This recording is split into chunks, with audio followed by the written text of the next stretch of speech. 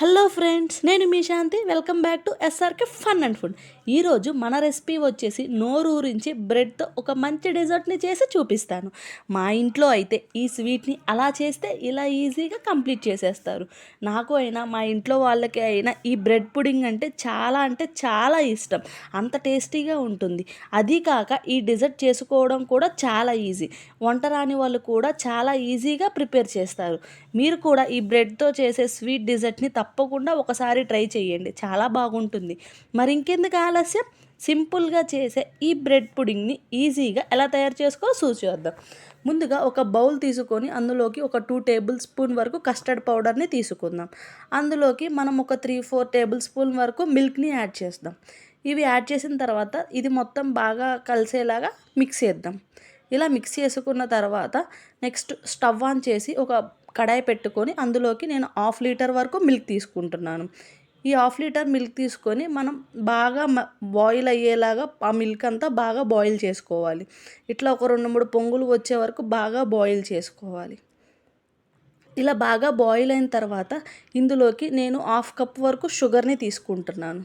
మీకు sugar sweet అనేది సరిపోకపోతే మీరు టేస్ట్ చూసుకొని ఇంకొంచెం షుగర్ని యాడ్ చేసుకోండి. ఇలా ఈ షుగర్ అంతా బాగా కరిగిన తర్వాత మనం ముందుగా రెడీ చేసి పెట్టుకున్న కార్న్‌ఫ్లోర్ మిక్చర్ ఉంది కదా, అది ఇందులోకి యాడ్ చేసుకోండి. అది యాడ్ చేసేటప్పుడు మనం కలుపుతూ యాడ్ చేసుకోవాలి, లేదంటే ఉండలు కట్టేస్తుంది. ఇలా తిప్పుతూ ఉండి ఇది మొత్తం ఇలా ఈ కన్సిస్టెన్సీ వచ్చే వరకు మనం ఇలా తిప్పుతూ ఉండాలి. మనం మీడియం ఫ్లేమ్లో పెట్టుకొని చేసుకోండి.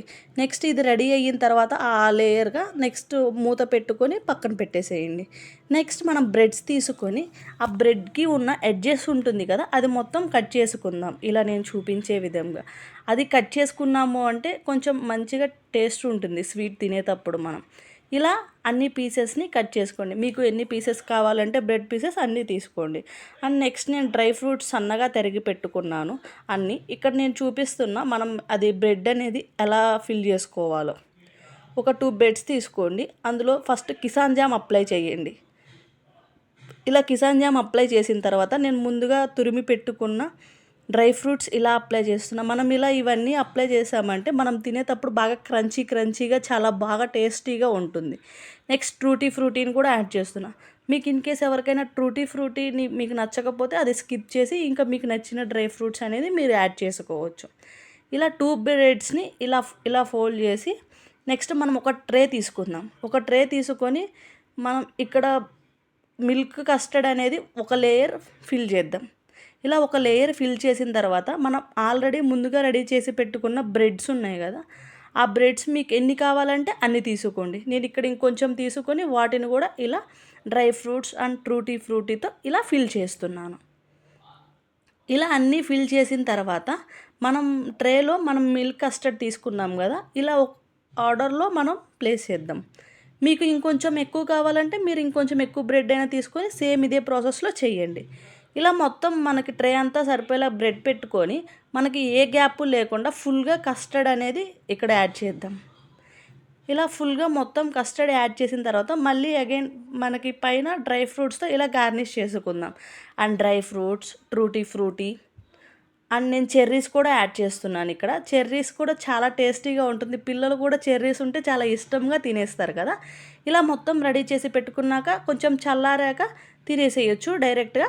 లేదు అంటే మనం ఫ్రిడ్జ్లో పెట్టుకొని ఒక 1/2 అవర్ 1 అవర్ తర్వాత తిన్నాము అంటే చాలా టేస్టీగా ఉంటుంది మనకి ఈ స్వీట్ అనేది. ఎంతో రుచికరమైన మన టేస్టీ బ్రెడ్ పుడింగ్ రెడీ అయిపోయింది. ఇలా రెడీ అయిన స్వీట్ని కొంచెం చల్లగా అయిన తర్వాత తినవచ్చు. లేదు అంటే కొంచెం సేపు ఫ్రిడ్జ్లో పెట్టుకుని తినవచ్చు. చల్లగా చాలా బాగుంటుంది. నా ఫేవరెట్ బ్రెడ్ పుడింగ్ రెసిపీని మీకు కూడా షేర్ చేశాను. మీకు కూడా బాగా నచ్చితే ఒకసారి ట్రై చేసి ఎలా ఉందో కామెంట్ చేయండి. అలాగే మీ ఫ్రెండ్స్ అండ్ ఫ్యామిలీ మెంబర్స్కి కూడా షేర్ చేయండి. ఇప్పటి వరకు మన ఛానల్ని సబ్స్క్రైబ్ చేసుకోకపోతే ప్లీజ్ సబ్స్క్రైబ్ ఫ్రెండ్స్.